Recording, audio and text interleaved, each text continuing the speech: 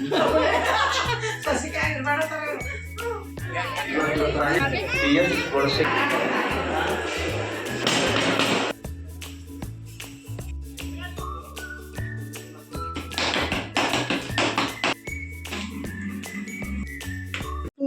राघवेन्द्राय सत्यधर्मरताय च भजतां कल्पवृक्षाय नमतां कामधेनुवे.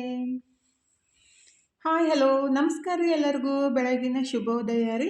ಎಲ್ಲರೂ ಹೆಂಗದಿರಿ, ಆರಾಮದಿರೇನು? ನಾವು ಆರಾಮದೀವಿ ನೋಡ್ರಿ. ನೀವು ಎಲ್ಲರೂ ಆರಾಮದ್ರಿ ಅಂತ ಅಂದ್ಕೊಂಡು ಇವತ್ತಿನ ಲಾಗ್ನ ಸ್ಟಾರ್ಟ್ ಮಾಡೋದು. ಬರ್ರಿ, ಲಾಗ್ ಇಷ್ಟ ಆಕತ್ತಿದ್ರೆ ಲೈಕ್ ಮಾಡಿ, ಶೇರ್ ಮಾಡಿ, ಸಬ್ಸ್ಕ್ರೈಬ್ ಮಾಡ್ಕೊಂಡು ಸಪೋರ್ಟ್ ಮಾಡಿರಿ. ಇದು 2 ದಿವಸದಿಂದ ಲಾಗ್ ಆಗಿರೋದು ನೋಡ್ರಿ. 2 ದಿವಸ ಏನೆಲ್ಲ ಆಯಿತು, ಜಾಸ್ತಿ ಇಡುವ ಮಾಡೋಕ್ಕೆಲ್ಲ ಆಗಿಲ್ಲ ರೀ, ಜಾಸ್ತಿ ಕೆಲಸನೇ ಇತ್ತು. ಹಾಗಾಗಿ ಸ್ವಲ್ಪ ಇಡುವ ಮಾಡ್ಕೊಂಡಿದ್ದು ನಿಮ್ಮ ಸಂಗಟನೂ ಶೇರ್ ಮಾಡ್ಕೊಳಕಂತೀನಿ. ಲಾಗ್ ಇಷ್ಟ ಆಕತ್ತಿದ್ರೆ ಲೈಕ್ ಮಾಡಿ, ಶೇರ್ ಮಾಡಿ, ಸಬ್ಸ್ಕ್ರೈಬ್ ಮಾಡ್ಕೊಂಡು ಸಪೋರ್ಟ್ ಮಾಡಿರಿ. ನಿಮ್ಮ ಸಪೋರ್ಟ್ನು ಭಾಳ ಮುಖ್ಯ ಅಲ್ರಿ.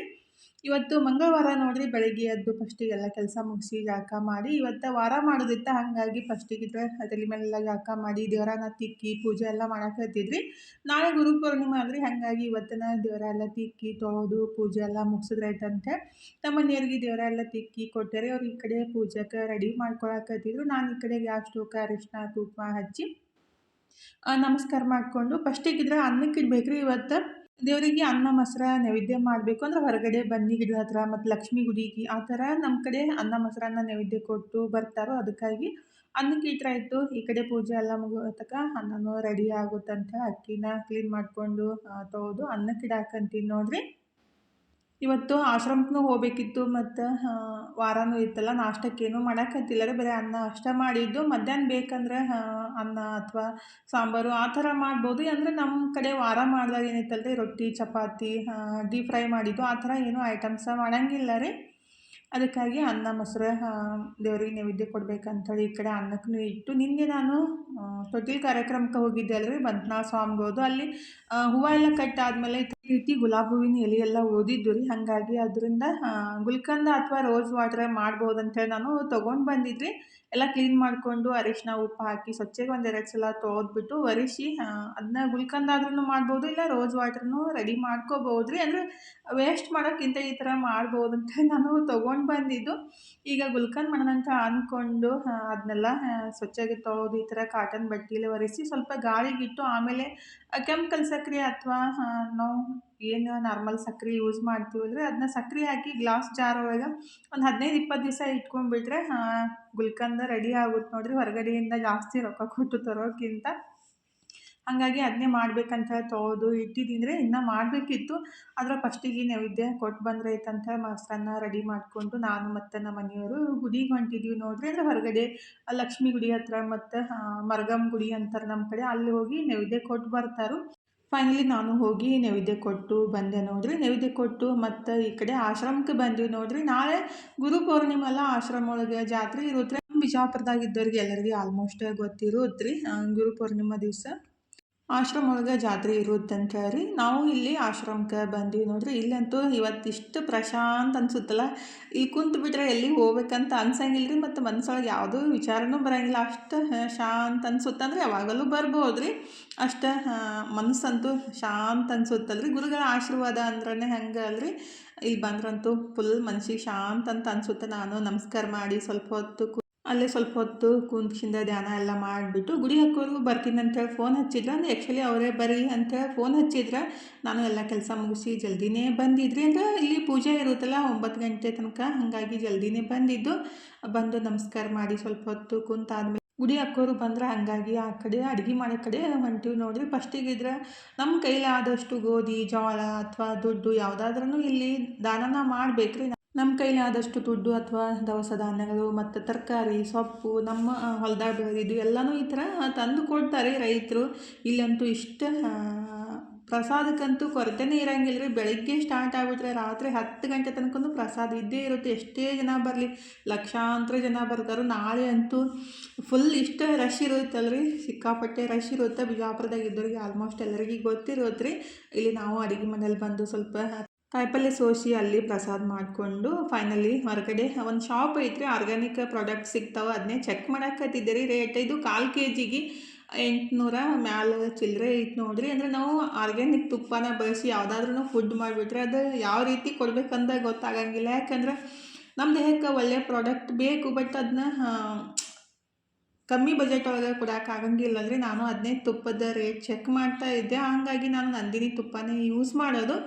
ನಾವು ಆಶ್ರಮ ಒಳಗೆ ನಮಸ್ಕಾರ ಎಲ್ಲ ಮಾಡಿ ಪ್ರಸಾದ ಮಾಡಿಕೊಂಡು ಇಲ್ಲಿ ಆಶ್ರಮ ಹತ್ರನೇ ಆಗುತ್ತೆ ರೀ ಪವಿತ್ರ ಅಕ್ಕೋರ ಮನೆ. ಹಾಗಾಗಿ ಅಲ್ಲಿ ಬಂದೀವಿ ನೋಡಿರಿ. ಅಂದರೆ ಸಂಜೆ ತನಕ ಇಲ್ಲೇ ಕೂತು ಅಂದ್ರೆ ಹೊರಗಡೆ ಬಂದ್ರೆ ಹಂಗೆ ರೀ ಫುಲ್ ಡೇ ಹೊರಗಡೆನೇ ಹೋಗ್ಬಿಡುತ್ತೆ. ಇವತ್ತು ಹೆಂಗಾದ್ರೂ ಮಂಗಳವಾರ ವಾರ ಆಯ್ತಲ್ರಿ, ಅಡುಗೆ ಏನು ಇದ್ದಿದ್ದಿಲ್ಲ ಜಾಸ್ತಿ. ತನೂ ಹೇಳಿದ್ದೆ ಬರೀ ಅನ್ನ ಸಾರ ಅಷ್ಟೇ ಮಾಡಿಬಿಡಮ್ಮ ಅಂಥೇಳಿ ಫೈನಲಿ ಗುಡಿ ಅಕ್ಕೋರು ಮತ್ತು ನಾವು ಇಲ್ಲಿ ಪವಿತ್ರ ಅಕ್ಕೋರ ಮನೆಗೆ ಬಂದು ಅವರು ಮನೆ ಕಟ್ಟಾಕತ್ತಾರಲ್ರಿ, ಹಾಗಾಗಿ ಎಲ್ಲಿಗೆ ಬಂದೈತೆ ಅಂಥೇಳಿ ನೋಡಾಕತ್ತಿದ್ವಿ. ಇರ್ತಾವ ಮತ್ತೆ ಮಾಡುವ ಮತ್ತೇನ್ ಮಾಡ್ರಿ ತಿಂದು ಹೋದೆ ಸಸಿಕಾಯಿ ಇರ್ಬೇಡತ್ತಾರ ಇವ್ರು ಸಸಿಕಾಯಿ ಬಿಸಿ ಬಿಸಿ ರೊಟ್ಟಿ ಮಾಡಿಲ್ಲ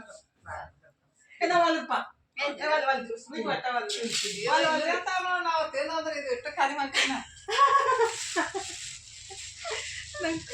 ಹೊರಗಡೆ ಪವಿತ್ರ ಅಕ್ಕೋರ ಮನೆಗಾಗಲಿ ಮತ್ತು ಗುಡಿ ಅಕ್ಕೋರ ಮನೆಗಾಗಲಿ ಹೋಗ್ಬಿಟ್ರೆ ಫುಲ್ ಮೈಂಡ್ ಫ್ರೆಶ್ ಅಂತ ಅನ್ಸುತ್ತೆ ರೀ. ಅದ್ರಾಗ ಬೆಂಕಿ ಆಂಟಿ ಬಂದುಬಿಟ್ರೆ ಅಂತೂ ಫುಲ್ ಮೈಂಡ್ ಫ್ರೆಶ್ ಅಂದ್ರೆ ಫ್ರೆಶ್ ಆಗಿಬಿಡುತ್ತೆ. ಯಾಕಂದ್ರೆ ಅಷ್ಟು ಕಾಮಿಡಿ ಅಷ್ಟು ನಗಿಸ್ತಾ ಇರ್ತಾರೆ, ಹಾಗಾಗಿ ಫುಲ್ ಮೈಂಡ್ ಅಂತೂ ಫುಲ್ ಕೂಲ್ ಆಗಿರುತ್ತೆ ನೋಡಿರಿ. ನಾವಂತೂ ಟೈಮ್ ಹೋಗಿದ್ದನೇ ಗೊತ್ತಾಗಂಗಿಲ್ಲ. ಸಾಯಂಕಾಲ ತನಕ ಇಲ್ಲೇ ಕುಂತು ಫೈನಲಿ ಮತ್ತು 6 ಗಂಟೆ 7 ಗಂಟೆ ಆಗಿತ್ತೆ ಅನ್ಸುತ್ತೆ ಮತ್ತು ಆಶ್ರಮಕ್ಕೆ ಬಂದೀವಿ ನೋಡಿರಿ. ಇವಾಗ ಲೈಟಿಂಗ್ ಎಲ್ಲ ಎಷ್ಟು ಮಸ್ತ್ ಕಾಣಕತ್ತೈತಲ್ರಿ. ಮತ್ತು ಹೂವಿನ ಡೆಕೋರೇಷನ್ ಎಲ್ಲ ಮಾಡ್ಯಾರ. ಇಲ್ಲಿ ಸಿದ್ದೇಶ್ವರ ಸ್ವಾಮಿಗಳ ಫೋಟೋ ಮತ್ತು ಅಲ್ಲಿ ಮಲ್ಲಿಕಾರ್ಜುನ ಸ್ವಾಮಿಗಳ ಗದ್ಗಿಗೆ ಎಲ್ಲನೂ ಫುಲ್ ಹೂವಿನ ಡೆಕೋರೇಷನ್ ಎಲ್ಲ ಮಾಡ್ಯಾರಲ್ರಿ. ನೋಡಕ್ಕೆ ಚಂದ ಕಾಣಕತ್ತೈತೆ ಅಲ್ರಿ. ಎಷ್ಟು ಚಂದ ಹೂವಿನ ಡೆಕೋರೇಷನ್ ಎಲ್ಲ ಮಾಡ್ಯಾರು ಮತ್ತು ಲೈಟಿಂಗ್ ಎಷ್ಟು ಮಸ್ತ್ ಕಾಣಕತ್ತೈತೆ ನೋಡ್ರಿ.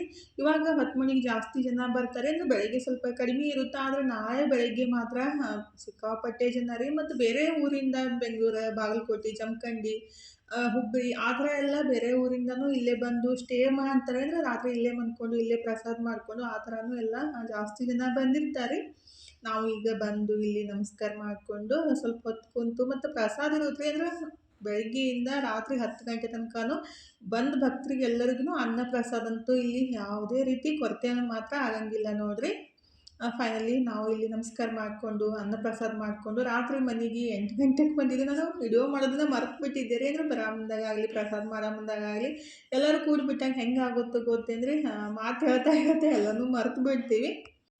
ಇದು ನೆಕ್ಸ್ಟ್ ಬೆಳಗ್ಗೆ ನೋಡಿರಿ. ಬೆಳಗ್ಗೆ ಎದ್ದ ಕೂಡಲೇ ಪಕ್ಷಿಗಳು ನೋಡೋದು ಒಂದು ಖುಷಿ ನೋಡಿರಿ. ಮತ್ತು ನಿನ್ನೆ ನಾನು ತೊಟ್ಟಿಲು ಕಾರ್ಯಕ್ರಮಕ್ಕೆ ಏನು ಹೋಗಿದ್ದೆ ಅಲ್ರಿ, ಒಬ್ಬರು ಸಿಸ್ಟ್ರ್ ಕಮೆಂಟ್ ಹಾಕಿದ್ರು ಸೀರೆ ಉಟ್ಟು ಹೋಗಿದ್ರೆ ಚಲೋ ಅನ್ನಿಸ್ತಿತ್ತು ಅಂತ ಹೇಳಿ. ನನಗೂ ಇಷ್ಟ ರೀ ಸೀರೆ ಉಟ್ಕೊಂಡು ಹೋಗಾಕ. ಆದರೆ ನಮ್ಮ ಮನೆಯಿಂದ ಅಲ್ಲಿ ಹೋಗ್ಬೇಕಂದ್ರೆ ಒಂದು 7 ಕಿಲೋಮೀಟ್ರ್ ಮೇಲೆ ಆಗುತ್ತೆ. ಆದರೆ ನಾವು ಒಂದು ಗಾಡಿ ಮೇಲೆ 3 ಜನ ಹೋಗೋದ್ರಿಂದ ನಮ್ಮ ನಾನು ನಮ್ಮ ಮನೆಯವರು ಅಂದರೆ ದೂರ ಆಗುತ್ತಲ್ಲ, ಬಿಟ್ಟು ಬರಬೇಕಾಗುತ್ತೆ, ಆಟೋನೂ ಸಿಗಂಗಿಲ್ಲ. ಹಾಗಾಗಿ ಸೀರೆ ಉಟ್ಕೊಂಡು ಹೋಗ್ಬಿಟ್ರೆ ಅಲ್ಲಿ ಗಾಡಿ ಮೇಲೆ ಕುದ್ರಕ್ಕೆ ಆಗಂಗಿಲ್ಲ ಅಂತ ಈ ರೀಸನ್ನಿಂದ ನಾನು ಸೀರೆ ಉಟ್ಕೊಳಕ್ಕೆ ಹೋಗಿದ್ದಿಲ್ಲ ರೀ. ತನೂ ಬೈತಾ ಇರ್ತಾಳು, ಮಮ್ಮಿ ನೀವು ಸೀರೆ ಉಟ್ಕೊಂಡ್ಬಿಟ್ರೆ ನಮಗೆ ಜಾಗನೇ ಸಾಲಂಗಿಲ್ಲ ಅಂತ. ಅದಕ್ಕಾಗಿ ಡ್ರೆಸ್ ಹಾಕ್ಕೊಂಡಿದ್ದೆ ಅಷ್ಟೇ ರೀ. ಅಂದರೆ ನನಗೂ ಇಷ್ಟ ಆಕರೆ ನೀವು ಹೇಳಿದ್ದು ನನಗೂ ಖುಷಿ ಅನ್ಸುತ್ತೆ ರೀ. ಎಲ್ಲ ಹೆಣ್ಮಕ್ಳಿಗೆ ಸೀರೆ ಉಟ್ಕೋದು ಜಾಸ್ತಿ ಖುಷಿನೇ ಇರುತ್ತೆ. ಆದರೆ ಈ ಕಾರಣಕ್ಕೆ ನಾನು ಸೀರೆ ಉಟ್ಕೊಂಡಿದ್ದಿಲ್ಲ ರೀ, ಡ್ರೆಸ್ ಹಾಕ್ಕೊಂಡಿದ್ದೆ ಅಷ್ಟೇ. ಈಗಿದ್ರೆ ಬೆಳಗ್ಗೆ ಎದ್ದು ಗುಬ್ಬಚ್ಚಿ ನೋಡ್ಕೊತ ನಿಂತ್ರೆ ಟೈಮ್ ಹೋಗಿದ್ದನ್ನೇ ಗೊತ್ತಾಗಲ್ಲ ರೀ. ಹಂಗೆ ನೋಡ್ಕೊತ ನಿಂದಿರ್ಬೇಕನ್ಸುತ್ತೆ. ಆದರೆ ಮನೆ ಕೆಲಸ ಅಂತೂ ಮಾಡಲೇಬೇಕಲ್ರಿ. ಈಗಿದ್ರೆ ದಿನಾನ ಸ್ಟಾರ್ಟ್ ಮಾಡಿದ್ದೀನಿ ನೋಡಿರಿ. ಹೊರಗಡೆ ಅಂಗಳಕ್ಕೆಲ್ಲ ನೀರು ಹಾಕಿ ಹೊಸ್ಲಕ್ಕೂ ರಂಗೋಲಿ ಹಾಕಿ ಇಲ್ಲಿ ಗ್ಯಾಸ್ ಸ್ಟೋವ್ಗೆ ಅರಿಶಿನ ಕುಂಕುಮ ಹಚ್ಚಿ ನಮಸ್ಕಾರ ಮಾಡಿಕೊಂಡು ಇನ್ನು ಇವತ್ತಿನ ದಿನಾನ ಸ್ಟಾರ್ಟ್ ಮಾಡಾಕತ್ತಿದ್ದು ನೋಡಿರಿ. ಫಸ್ಟಿಗಿದ್ರೆ ಹೊರಗಡೆ ನೀರು ಹಾಕಿ ರಂಗೋಲಿ ಹಾಕಿ ಗ್ಯಾಸ್ ಸ್ಟೋವ್ ಎಲ್ಲ ಕ್ಲೀನ್ ಮಾಡಿಕೊಂಡು ಗ್ಯಾಸ್ ಸ್ಟೋವ್ಗೆ ಅರಿಶಿನ ಕುಂಕುಮ ಹಚ್ಬಿಟ್ರೆ ಫುಲ್ ನನಗಂತೂ ಫ್ರೆಶ್ ಅಂತ ಅನ್ಸುತ್ತೆ ರೀ. ನಿನ್ನೆ ರಾತ್ರಿ ನಾನು ಗ್ಯಾಸ್ ಸ್ಟೋವ್ ಒರೆಸಿದ್ದಿಲ್ಲ ಅಂದರೆ ತನೂ ಉಪ್ಪಿಟ್ಟು ಮತ್ತು ಚೂಡ ಮಾಡಿದ್ಲು ರಾತ್ರಿ ಊಟಕ್ಕೆ ರೀ. ನಾವು ಮತ್ತು ನಮ್ಮ ಮನೆಯವರು ಅಲ್ಲೇ ಪ್ರಸಾದ ಮಾಡಿ ಬಂದಿದ್ವಿ. ತನುಗೆ ಮತ್ತು ಮನು ಉಪ್ಪಿಟ್ಟು ಚೂಡ ಮಾಡ್ಕೊಂಡಿದ್ರು. ಹಂಗೆ ಕ್ಲೀನ್ ಮಾಡಿದ್ದಿಲ್ಲ, ನಾನು ಕ್ಲೀನ್ ಮಾಡೋಕ್ಕೆ ಹೋಗಿದ್ದಿಲ್ಲ ರೀ. ಬೆಳಗ್ಗೆ ಎಲ್ಲ ಕ್ಲೀನ್ ಮಾಡಿಕೊಂಡು ಒರೆಸ್ಬಿಟ್ಟು ನಾನು ಜಳಕ ಎಲ್ಲ ಮುಗಿಸಿ ಬರಾಟಿಗೆ ಮನು ಇದ್ರೆ ಇವತ್ತು ಉಪ್ಪಿಟ್ಟು ರೆಡಿ ಮಾಡಿದ್ದೆ ನೋಡಿರಿ. ಯಾಕಂದರೆ ನಾನು ಅರ್ಬಿ ತೊಳ್ಯಾಕತ್ತಿದ್ದೆ ರೀ. ಅಂದರೆ 2 ದಿವಸದ ಅರ್ಬಿ ಎಲ್ಲ ಇದ್ದು, ಹಾಗಾಗಿ ತೊಳ್ಯಾಕ ಸ್ವಲ್ಪ ಲೇಟನೇ ಆಯಿತು. ಮಮ್ಮಿ ನಾನು ಉಪ್ಪಿಟ್ಟು ಮಾಡಿಬಿಡ್ತೀನಿ, ನೀವು ಸಾಕಷ್ಟು ಅರ್ಬಿ ತೊಳೆದು ನಾಷ್ಟ ಮಾಡಿರಿ ಅಂತ ಹೇಳಿದ್ದಾರೆ. ನಾನು ಅರ್ಬಿ ಎಲ್ಲ ತೊಳೆದು ಜಳಕ ಎಲ್ಲ ಮುಗಿಸಿದ್ದೇವೆ ರೀ. ನಮಸ್ಕಾರ ಮಾಡಿ ಬರೋಟ್ಟಿಗೆ ಮನು ಉಪ್ಪಿಟ್ಟು ಮಾಡಿದ್ದಾರೆ. ನಾನಿದ್ರೆ ಹೆಸರು ಕಾಳು ಮತ್ತು ಶೇಂಗಾನ ನೆನೆಸಿಟ್ಟಿದ್ದೆ ರೀ. ಅದನ್ನ ಕುಕ್ಕರ್ಗೆ ಹಾಕಿ ಬೇಯಿಸಿದೆ ಅಷ್ಟೇ ರೀ. ಆ್ಯಕ್ಚುಲಿ ಸಲಾಡ್ ಮಾಡ್ಬೇಕಂತಂದಿದ್ದೆ, ಇಲ್ಲಿ ಬಿಡಪ್ಪ ಇನ್ನೇನು ಮಾಡೋದಂತೆ ಹಾಗೆ ಕಾಳು ಮೆಣಸು ಉಪ್ಪು ಹಾಕಿಬಿಟ್ಟು ಅದನ್ನೇ ಸ್ವಲ್ಪ ಕೊಟ್ಟಿದ್ರಿ ಎಲ್ಲರಿಗೂ. ಈಗಿದ್ರೆ ನಾಷ್ಟ ಎಲ್ಲ ಮುಗಿಸ್ಬಿಟ್ಟು ಇನ್ನು ಬೇಸನ್ ಉಂಡೆ ಮಾಡ್ಬೇಕಂತ ರೆಡಿ ಮಾಡಾಕಂತಿದ್ರಿ. ಇವತ್ತು ಮತ್ತು ನಾಳೆಗೆ ಸಿಕ್ಕಾಪಟ್ಟೆ ಕೆಲಸ ಅದಾವ್ರಿ. ಟೈಮ್ ಸಿಗೋದೇ ಇಲ್ಲ, ಅಷ್ಟು ಕೆಲಸ ಅದಾವೆ. ಯಾಕಂದ್ರೆ ಒಬ್ರಿಗೇ ಅಷ್ಟೊಂದು ಪ್ರಾಡಕ್ಟ್ ಎಲ್ಲ ರೆಡಿ ಮಾಡಿ ಕೊಡಬೇಕಾಗೈತಿ. ಹಾಗಾಗಿ ಇವತ್ತು ಬೇಸನ್ ಉಂಡೆ, ಚಕ್ಲಿ, ಕರ್ಜಿಕಾಯಿ ಮತ್ತು ರೊಟ್ಟಿ ಮಾಡಬೇಕಾಗೈತಿ. ಸ್ಪೆಷಲಿಯಾಗಿ ನನಗೆಲ್ಲ ಕೆಲಸಕ್ಕಿಂತ ರೊಟ್ಟಿ ಮಾಡೋದು ಒಂದು ದೊಡ್ಡ ಕೆಲಸ ಆಗ್ಬಿಟ್ಟಿರ್ತೈತ್ರಿ. ಹಾಗಾಗಿ ಫಸ್ಟಿಗೆ ಅದು ಬೇಸನ್ ಉಂಡೆ ಮಾಡ್ಬೇಕಂತೇಳಿ ಅದನ್ನ ಹಿಟ್ಟೆಲ್ಲ ಹುರಿದ್ಬಿಟ್ಟು ಇಟ್ಬಿಟ್ರೆ ತಣ್ಣಗಾದ್ಮೇಲೆ ಸಕ್ಕರೆ ಹಾಕಿ ಉಂಡೆ ಕಟ್ಟಕ್ಕೆ ಬರುತ್ತಂತ ಅದನ್ನ ಹಿಟ್ಟು ಹುರಿಯಾಕಂತೀನಿ ನೋಡ್ರಿ. ಅಂದರೆ ಬೇಸನ್ ಉಂಡೆ ಮಾಡೋಕ್ಕೇನೈತಿಲ್ಲ, ಫಸ್ಟಿಗೆ ಕಡಲೆಬೇಳೆ ಚಲೋ ಹೊತ್ನಾಗ ಹುರಿದು ಹಿಟ್ಟು ಮಾಡ್ಸ್ಕೊಂಬರ್ಬೇಕು ರೀ. ಕೆಲವೊಬ್ಬರು ಡೈರೆಕ್ಟಾಗಿ ಹಂಗೆ ಕಡ್ಲೆ ಹಿಟ್ಟು ಹಾಕಿ ಹುರಿದು ಮಾಡ್ತಾರೋ, ಆದರೆ ನಾನು ಕಡಲೆಬೇಳೆ ಹುರಿದು ಹಿಟ್ಟು ಮಾಡಿಸ್ಕೊಂಡು ಬಂದು ಆಮೇಲೆ ಈ ಥರ ಮತ್ತು ತುಪ್ಪನಾಗೆಲ್ಲ ಚಲೋ ಹೊತ್ನಾಗ ಹುರಿದ್ಬಿಟ್ಟು ಉಂಡೆ ಕಟ್ಟೋದ್ರಿ. ತಣ್ಣಗಾದ್ಮೇಲೆ ಏನೈತಲ್ಲ ಅದಕ್ಕೆ ಸಕ್ಕರೆ ಹಾಕಬೇಕು. ಪೂರ್ತಿ ತಣ್ಣಗಾಗಿರಬೇಕು, ಬಿಸಿ ಇದ್ದಾಗ ಹಾಕಿಬಿಟ್ರೆ ಎಲ್ಲ ಹಳಸಾಗ್ಬಿಡುತ್ತೆ. ಹಾಗಾಗಿ ಈಗಿದ್ರೆ ಅದು ಹಿಟ್ಟೆಲ್ಲ ಕುದಿಸಿ ಅಂದರೆ ತುಪ್ಪನಾಗೆಲ್ಲ ಹುರಿದು ಇಟ್ಟಿದ್ದೀನಿ. ಇನ್ನು ರೊಟ್ಟಿ ಮಾಡೋ ಕೆಲಸ ನೋಡಿರಿ. ಆ್ಯಕ್ಚುಲಿ 50 ಜೋಳದ ರೊಟ್ಟಿ, 50 ಸಜ್ಜಿ ರೊಟ್ಟಿ ಮತ್ತು 50 ಜೋಳದ ರೊಟ್ಟಿ ಒಬ್ರಿಗೇ ಕೊಡಬೇಕೈತ್ರಿ. ಇಷ್ಟೆಲ್ಲ ಏನು ಮಾಡಾಕಂತೀನಲ್ಲ ಇವತ್ತು, ಮತ್ತು ನಾಳೆ ಬೇರೆ ಮಾಡೋದೈತಿ, ಎಲ್ಲ ಒಬ್ಬರಿಗೆ ಕೊಡೋದೈತ್ರಿ. ಅಂದರೆ ನಮ್ಮ ಕಡೆ ಬಸ್ರಿ ಬೈಕೆ ಬುತ್ತಿ ಅಂತಾರೋ, ಅದನ್ನ ಒಯ್ಯೋರದಾರು. ಹಾಗಾಗಿ ಅವರು ಕೋಲಾರದವರು ಹೇಳಿದ್ರೆ, ಹಾಗಾಗಿ ನಾನು ರೆಡಿ ಮಾಡ್ಕೊಳಕ್ಕಂತಿದ್ರಿ. 2 ದಿವಸ ರೆಡಿ ಮಾಡಿಕೊಂಡು ಶುಕ್ರವಾರ ಕಳಿಸ್ಬೇಕು. ಹಾಗಾಗಿ ಇವತ್ತು ಸಜ್ಜಿ ರೊಟ್ಟಿ ಮಾಡಾಕಂತೀನಿ ನೋಡ್ರಿ. ಆ್ಯಕ್ಚುಲಿ ನಿಂತನೇ ಮಾಡ್ತಿದ್ದೆ, ಅಂದರೆ 50 ರೊಟ್ಟಿ ನಾನು ನಿಂತು ಮಾಡ್ಬೇಕಂದ್ರೆ 3 ತಾಸು 3.5 ತಾಸು ಮ್ಯಾಲೆ ಬೇಕು ರೀ. ಅದಕ್ಕಾಗಿ ನಾನು ಕೂತನೇ ಮಾಡಿಬಿಟ್ರೆ ಬೆಸ್ಟ್ ಅಂತ ಅನ್ಸುತ್ತೆ ರೀ. ಯಾಕಂದರೆ ಜಾಸ್ತಿ ನಿಂತು ಮಂಡಿ ನೋವು ಬಂದುಬಿಟ್ಟು ಮತ್ತು ನಾಳೆ ನಡಿಲಕ್ಕೆ ಆಗ್ಲಿಕ್ಕಂದ್ರೆ ಹೆಂಗಪ್ಪ ಅಂತ ಎಲ್ಲ ಕೆಳಗಡೆ ಇಟ್ಕೊಂಡು ಕೂತ ರೊಟ್ಟಿ ಮಾಡಾಕತ್ತಿದ್ದು ನೋಡ್ರಿ. ಅಂದರೆ ನಮಗೆ ರೂಢಿ ಇರೋಂಗಿಲ್ಲ ರೊಟ್ಟಿ ಮಾಡ್ಬೇಕಂದ್ರೆ ಮಂಡಿ ನೋವು, ಕಾಲು ನೋವು, ಕೈ ನೋವು ಎಲ್ಲ ಬರ್ತಾ ಇರ್ತವೆ. ಅಂದರೆ ಒಂದು 10 ರೊಟ್ಟಿ 20 ರೊಟ್ಟಿ ಏನು ಅನ್ಸಂಗಿಲ್ಲ ರೀ. 50 ರೊಟ್ಟಿಗಟ್ಟಲೆ ಅಂದರೆ ಸ್ವಲ್ಪ ಜಾಸ್ತಿ ಕೈ ನೋವು ಬರ್ತಾ ಇರ್ತೈತಿ. ಇವತ್ತು ಫೈನಲಿ ನಾನು 65 ರೊಟ್ಟಿ ಮಾಡಿದ್ದು. ನನಗಂತೂ ಫುಲ್ ಪ್ರೌಡ್ ಫೀಲ್ ಆಗಕತ್ತಿತ್ತು. ಅಂದರೆ ಒಂದು 40 30 ಆ ಥರ ಮಾಡ್ತಿದ್ರಿ. ಆದರೆ ಇವತ್ತು ಫಸ್ಟ್ ಟೈಮ್ ಒಂದು 65 70 ರೊಟ್ಟಿ ಆಗ್ತಿರಬೇಕು. ನಮ್ಮ ಮನೆಯವರಂತೂ ಇನ್ನೂ ಮಾಡ್ತಾ ಇದ್ದಂಗೆ 3-4 5 ನಾಯಿಗೆ ಹಾಕ್ಬಿಡ್ತಾರೆ. ಹಂಗೆ ಸಿಟ್ಟು ಬಂದಿತ್ತು ಇವತ್ತು.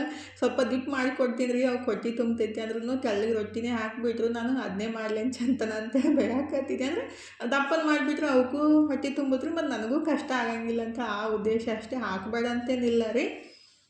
ಈಗಿದ್ರೆ ರೊಟ್ಟಿ ಎಲ್ಲ ಮಾಡಿ ಮುಗಿಸಿ ಸ್ವಲ್ಪ ಹೊತ್ತು ರೆಸ್ಟ್ ಮಾಡಿ ಫೈನಲಿ ಚಾಗಿ ಕುಡಿಸಿಂದ ಉಂಡೆ ಕಟ್ಟಾಕಂತೀನಿ ನೋಡ್ರಿ. ತನು ಇದ್ರೆ ಬೇಸನ್ ಉಂಡೆ ಕಟ್ಟಿದ್ಲ, ಅಂದ್ರೆ ಸಕ್ಕರೆ ಎಲ್ಲ ಮಿಕ್ಸ್ ಮಾಡಿಕೊಟ್ಟಿದ್ದೆ. ಉಂಡೆ ಕಟ್ಟಿದ್ಲು. ನಾನೀಗ ಶೇಂಗಾ ಉಂಡೆ ರೆಡಿ ಮಾಡಾಕಂತೀನಿ ನೋಡ್ರಿ. ತನು ಮತ್ತು ಮನು ಆಶ್ರಮಕ್ಕೆ ಹೊಂಟಾರೋ, ಅಂದರೆ ನಿನ್ನೆ ಹೋಗಿದ್ದಿಲ್ಲ ರೀ. ಇವತ್ತು ಹೋಗ್ಬೇರಿ, ಗುರು ಪೂರ್ಣಿಮೆ ಐತಿ, ನಮಸ್ಕಾರ ಮಾಡಬೇರಿ ಅಂತ ಹೇಳಿದ್ದೆ ರೀ. ಹಾಗಾಗಿ ತನು ಮತ್ತು ಮನು ಆಶ್ರಮಕ್ಕೆ ನಮಸ್ಕಾರ ಮಾಡಿ ಬರಕ್ಕೆ ಹೋದರು. ಏನಿದ್ರೆ ನನ್ನ ಡ್ಯೂಟಿ ಸ್ಟಾರ್ಟ್ ಆಗಿತ್ತು ನೋಡ್ರಿ. ಉಂಡೆ ಎಲ್ಲ ಕಟ್ಬಿಟ್ಟು ಕರ್ಚಿಕಾಯಿನೂ ಮಾಡೋದಿತ್ತು. ಹಾಗಾಗಿ 1 kg ಕರ್ಚಿಕಾಯಿ ರೆಡಿ ಮಾಡಬೇಕಿತ್ತು. ಇನ್ನು ಅದಕ್ಕೆಲ್ಲ ರೆಡಿ ಮಾಡಿಕೊಂಡು ಹಿಟ್ಟೆಲ್ಲ ಕಲಿಸ್ಕೊಂಡು ಕರ್ಚಿಕಾಯಿ ಮಾಡಾಕಂತೀನಿ ನೋಡ್ರಿ. ಆ್ಯಕ್ಚುಲಿ ಕರ್ಚಿಕಾಯಿ ಎಲೆ ಲಟ್ಸಕ್ಕೆ ಅಷ್ಟೊಂದೇನು ಟೈಮ್ ಹಿಡಿಯಂಗಿಲ್ಲ ರೀ. ಅದು ಫಿಲ್ ಮಾಡ್ತೀವಲ್ಲ, ಅದಕ್ಕೆ ಸ್ವಲ್ಪ ಟೈಮ್ ಹಿಡಿಯುತ್ತೆ. ಅಂದರೆ ಇದು ಮಾಡೋಕ್ಕೇನೈತಲ್ಲ ರೀ, ಒಬ್ರಿಗಿಂತ 2-3 ಮಂದಿ ಆ ಥರ ಜಾಸ್ತಿ ಜನ ಇದ್ದಷ್ಟು ಈಜಿ ಆಗುತ್ತೆ. ಒಬ್ಬರೇ ಎಲ್ಲ ಮಾಡೋದಂದ್ರೆ ಸ್ವಲ್ಪ ಕಷ್ಟ ಅಂತ ಅನಿಸುತ್ತೆ. ನಮ್ಮ ಮನೆಯವರು ಮನ್ಯಾಗಿದ್ರು ಅಂದ್ರೆ ಅದನ್ನ ಕರ್ಚಿಕಾಯಿ ಫಿಲ್ ಮಾಡಿ ಕೊಡ್ತಾರೆ. ಆದರೆ ಮನುಗೆ ಬರೋಂಗಿಲ್ಲ ರೀ. ಮನು ಇನ್ನೂ ಸ್ವಲ್ಪ ಮಾಡೇನೋ, ಆದರೆ ತನಗೆ ಮಾತ್ರ ಒಂದು ಸ್ವಲ್ಪ ಬರೋಂಗಿಲ್ಲ. ಎಲ್ಲರೂ ಬೈತಾ ಇರ್ತಾರೆ, ತನಗೆ ಕೆಲಸ ಹಚ್ಬೇಕಿಲ್ರಿ ಅಂತೇಳಿ. ಸಣ್ಣಕ್ಕದ ಅಂತ ನಾವು ಜಾಸ್ತಿ ಹೇಳಕ್ಕೆ ಹೋಗಂಗಿಲ್ಲ ಅಲ್ರಿ. ಹಾಗಾಗಿ ಆದರೆ ಕರ್ಚಿಕಾಯಿ ಫಿಲ್ ಮಾಡೋಕ್ಕೆ ಬರಲ್ಲ. ಉಂಡೆ ಅದು ಆ ಥರ ಎಲ್ಲ ಕಟ್ತಾರೆ. ಕೆಲವೊಂದು ಕೆಲಸಗಳು ಬರಲ್ಲ, ಕೆಲವೊಂದು ಕೆಲಸಗಳು ಬರ್ತಾವಲ್ರಿ. ಹಾಗಾಗಿ ಇನ್ನು ಕರ್ಚಿಕಾಯಿ ಅಷ್ಟು ಮಾಡಿ ಅದನ್ನೆಲ್ಲ ಫ್ರೈ ಮಾಡಿ ಮತ್ತು ಇನ್ನು ಚಕ್ಲಿ ಮಾಡಿ ಇವತ್ತು ಒಂದು 4-5 ಐಟಮ್ಸ್ರೆ ಮಾಡಬೇಕು. ಮತ್ತು ನಾಳೆಗೆ ಒಂದು 4-5 ಐಟಮ್ಸ್ ಮಾಡಬೇಕಂತ ಅಂದ್ಕೊಂಡು ಇವತ್ತು ಫುಲ್ ಡೇ, ಯಾಕಂದರೆ ನಿನ್ನೆ ರೆಸ್ಟ್ ಮಾಡಿದ್ದೀನಿ. ಇವತ್ತೇ 2 ದಿವಸದಿಂದ ಒಂದೇ ದಿವಸನೇ ಕೆಲಸ ಮಾಡೋದಾಗ್ಬಿಡುತ್ತೆ ನೋಡಿರಿ. ಇನ್ನಂತೂ ಬೆಳಗ್ಗೆ ಮನೆ ಬಿಟ್ಟಕ್ಕಿ ಸಾಯಂಕಾಲ ರಾತ್ರಿ ಬಂದಿದ್ದು.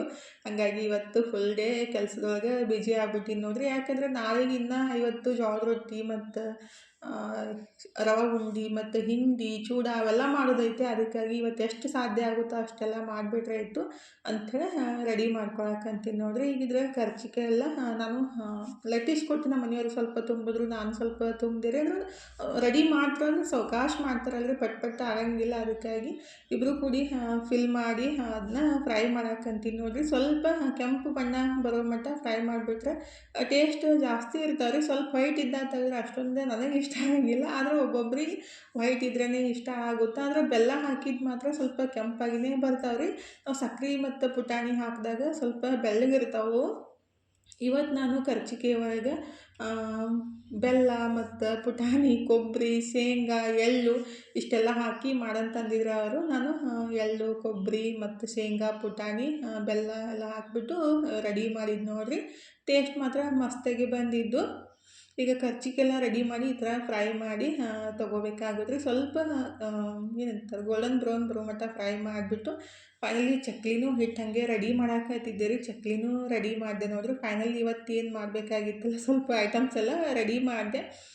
ಬೇಸನ್ ಉಂಡೆ, ಶೇಂಗಾ ಉಂಡೆ, ಕರ್ಜಿಕಾಯಿ, ಚಕ್ಲಿನ ಶೇಂಗಾದ ಹೋಳಿಗೆ ಒಂದು ಮಾಡಬೇಕು. ಅದನ್ನೂ ಎಲ್ಲ ರೆಡಿ ಮಾಡಿ ಇಟ್ಟಿದ್ದೀನಿ ರೀ. ಆದರೆ ಒಲ್ಲಂತ ಅನ್ಸಾಕತ್ತಿತ್ತು ಮನಸ್ಸೊಳಗೆ.